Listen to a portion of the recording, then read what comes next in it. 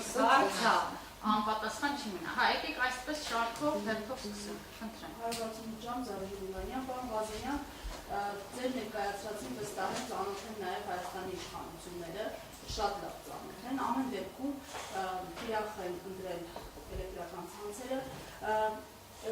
արձանագրումները պարզ են, իրենց գործողություններն էլ արդեն նախագծվել են, ասում են նախագիծ կա պատրաստ, այս ընթացքում ձեզ հետ կապի դուրս եկել են, փորձել են ինչ-որ ճշտումներ անել, ինչ-որ հանդիպումներ ունեցել եք, թե չէ, կամության առաջարկներ հնչել են, և ինչ եք պատրաստում անել այս օրենքի դաշտում ստեղծված իրավիճակում, շնորհակալություն։ Շնորհակալություն հարցի համար, ճիշտ ասած, մի հարցազրույցում սխալվել եմ, նշել եմ կիսագրագետ օրենքի նախագիծ, հիմա սխալեցկուղ եմ, լինելով իրավաբան համարում եմ անգրագետ օրենքի նախագիծ, չգիտեմ ինչքանով կվիրավորվեն, չեմ վիրավորվի, անգամ պատրաստ եմ հիմնավորել, որ ձևաչափով ցանկանան, ինչ վերաբերում է մեզ հետ կապ հաստատելու, գիտեք, նորմալ չի, եթե մենք պետություն ենք կառուցում, բացարձակ նորմալ չի, այսպիսի մեզ ներդրումը, են էլ մի պա մոռանանք անձին, բայց անձին մոռանալ ցավոքսոտի չի ստացվում, ոչ թե ցավոքսոտի նաև ուրախություն։ Դա անձ է, որը,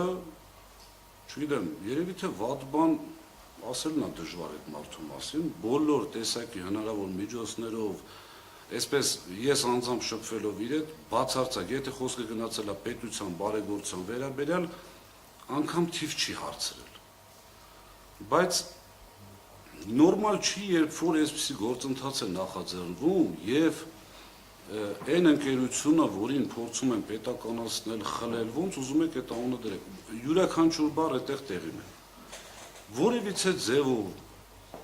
լավ, առանց փաստաթղթային, ինչ-որ զանգով, եկեք, քննարկենք, հասկանանք,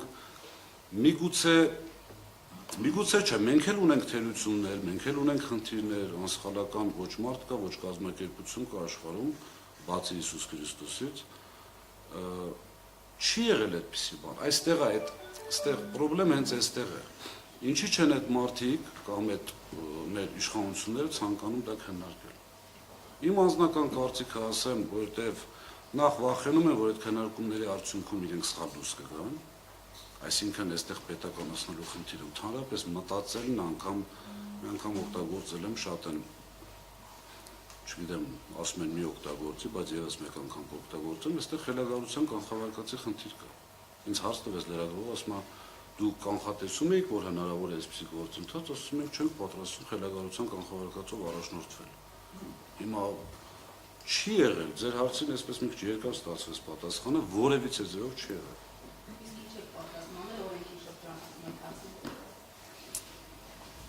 Չնայած, որ մեր դեմ պայքար է տարվում ոչ օրինաչափ, այսպես ասած առանց կանոնների մարտի ձևաչափով, մենք պատրաստվում ենք հաշվի առնելով, որ մեր ընկերության սեփականատերը պետականամետ մարդ է, մենք պատրաստվում ենք բոլոր իրավական ճանապարհներով պայքարել այս գործընթացի դեմ։ Եթե անգամ ներպետական այսպես հնարավորությունները սահմանափակ է մեր համար, բնականաբար արդեն մենք հասկանում ենք, բայց այդտեղ արդեն միջազգային կազմակերպություններ, մեր գործընկերների հետ միասին